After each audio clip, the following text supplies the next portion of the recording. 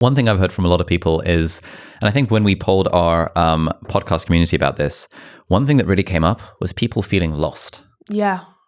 Yeah. And maybe I should have said that earlier, but that's essentially, I think, all of those feelings wrapped up in one title and one word would be the feeling of being lost, right? And I think that all comes down to this expectation that you need to be on the right path right now. You need to have everything figured out right now. And that is not the case. And I think in our 20s, we are bombarded by all of these life choices that we need to make. We were talking about some before, right? Should I move to a new country? Should I go and do my doctorate degree? Should I just quit my job and go traveling? And all of those things paralyze us because we're overcome by this thing called the paradox of choice. And I also think this is something that's come up a lot more in the last 20, 30 years. We're presented with so many options, which is a good thing, that it paralyzes us and we can't even make one. And there was this really interesting experiment they did on this, a little bit of a tangent, but these psychologists from Stanford, they went to the farmer's market and they set up a stall for jam. And on day one, they had 27 jams for sale. And on day two, they only had 5. And they wanted to see how many times people purchased the jam. And on the second day, when people only had 5 options, their sales were up 300%. And it shows us that we actually don't want as many choices as we think that we do. And when we do have more choices, we're less likely to act on those, and we feel lost because we're unsure of whether we're going to make the right decision. So that's another kind of psychological element behind this experience. I guess part of this feeling of feeling lost or directionless is this idea of needing to have sorted out your ideal life. Yeah. I've heard a lot of people say that I don't know what to do with my life.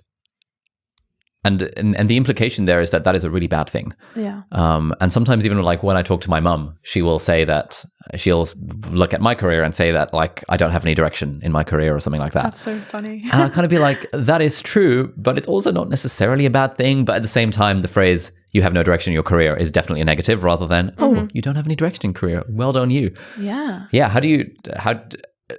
What are your thoughts on that? I really like this train of thought here because I think about this a lot. I think that a lack of direction comes off very negative, but it also means an abundance of opportunity. And that's something that we need to realize. And one of my good friends said this to me the other day because I recently started doing my own show full time. It was a massive risk for me. I took a massive step away from the financial security that my 9-to-5 offered me. I did something a little bit against the grain. And the thing that really struck me was because this path is unconventional, I have no idea. Podcasting hasn't really existed for that long, right? I have no idea where I'm going to be in 5 years' time or 10 years or when I'm 50. Yeah. And if I continue to work in my 9-to-5, I would know that, you move up the ranks, your pay increases, you have a family, all those things, right? And what she said to me, and it really stuck with me, was stop trying to imagine what your life looks like down to the detail and just imagine how you want your life to feel like on an average Monday afternoon. And I was like, wow, that is so profound. She was like, picture yourself at 50 and what are you doing on a Monday night? And what does that entail? Because you're not going to be thinking about all the milestones that you hit. You're not going to be thinking about all the successful things that you've done. You're not going to be putting the pressure on yourself to meet all these certain, goals. Instead, when you think about it that way, you just think about what kind of life do I want to be living? What emotions do I want to be feeling? And you acknowledge that there will be multiple paths to get there. And I think that that's very liberating, right? So I said to her, I would want to be living in a big city and I'd want to be having people over for dinner that I'd met, in various places. Maybe I'd have a few people living with me who I'd picked up along the way, friends, family, random acquaintances.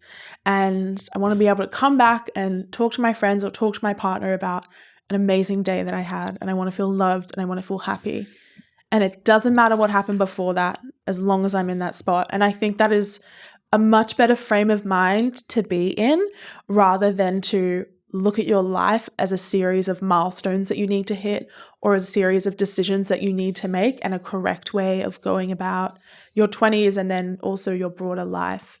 Hey friends, thank you so much for watching. If you enjoyed this clip, then click here for the full unedited episode. And if you like that, then do please consider subscribing to the channel. It means a lot. Thank you so much and have a great day. Bye-bye.